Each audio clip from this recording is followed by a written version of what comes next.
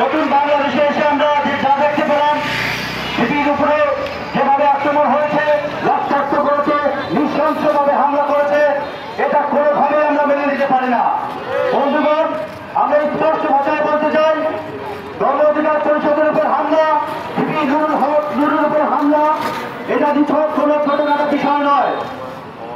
বিভিন্ন রাজনৈতিক দলের নেতা কর্মী যারা আছেন, এটা আপনাদের জন্য অশনি সংকেত। ভবিষ্যতে এবং কি শীঘ্রই আমাদের এই বিভিন্ন হামলার যেই প্রেক্ষাপট তৈরি করেছে, এটা প্রত্যেকটা দলের জন্যই অশনি সংকেত। তাই আমরা বলতে চাই, গণ অধিকার পরিষদ মাদারীপুর জেলার পক্ষ থেকে যারা এই হামলায় নেতৃত্ব দিয়েছে, তাদেরকে অনতিবিলম্বে গ্রেপ্তার করে শাস্তি নিশ্চিত করতে হবে। এবং আরো বলতে চাই, শেখ হাসিনার সরকারকে দালালে পরিণতের পাশে সবচেয়ে কার্যকর ভূমিকা ছিল জাতীয় পার্টি। সেই জাতীয় পার্টিকে নিষিদ্ধ করে জিএম কাদের সহ জাতীয় পার্টির যারা এই হামলা জড়িত তাদেরকে অবশ্যই গ্রেপ্তার করতে হবে।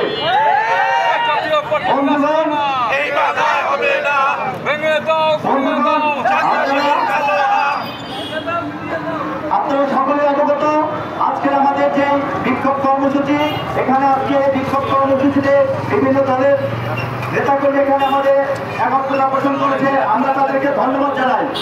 এ পর্যায়ে আমি আজকে যে কর্মসূচি, সেই কর্মসূচিতে প্রথমে আমি বক্তব্য নিয়ে আসার জন্য আহ্বান জানাবো আমাদের মাদারীপুর জেলা যুব অধিকার পরিষদের নেতা কাইয়ুম মিয়া।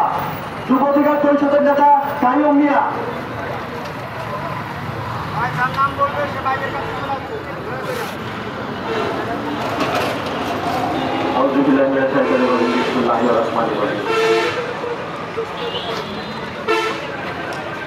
আসলে নিজের জীবন বাজি রেখে আমরা সকলেই নতুন একটি দেশ আমরা বলতে চাইছিলাম যে সেই দেশে আইনের শাসন থাকবে, অন্যায় বিচার থাকবে। আসলে সেই রকম রাষ্ট্র আমরা পাই নাই। এতদিন যাওয়ার পরেও এই জুলাই নায়ক গণ অধিকার পরিষদের ডাক্তার সাহেব ভিপি নুরুল হক নূর ভাইয়ের উপরে সেই হামলা হয়েছে, সেটা বলার মতো নয়। আর কি কথা বলার মতো কোনো ভাষা আমাদের নাই।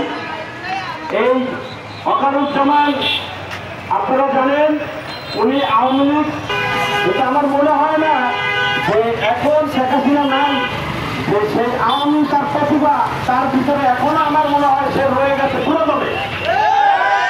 এই ওয়াকারুজ্জামানকে এই সেনাপ্রধানের এখান থেকে তাকে অব্যাহত দেওয়া হবে।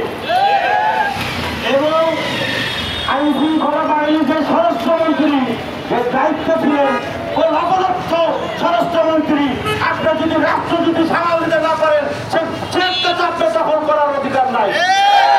আপনি সেখানে যদি রাষ্ট্র যদি সঠিকভাবে যদি ব্যবস্থা আপনি আইনগতভাবে পুলিশ প্রশাসনকে যদি সামলাতে না পারেন, আপনি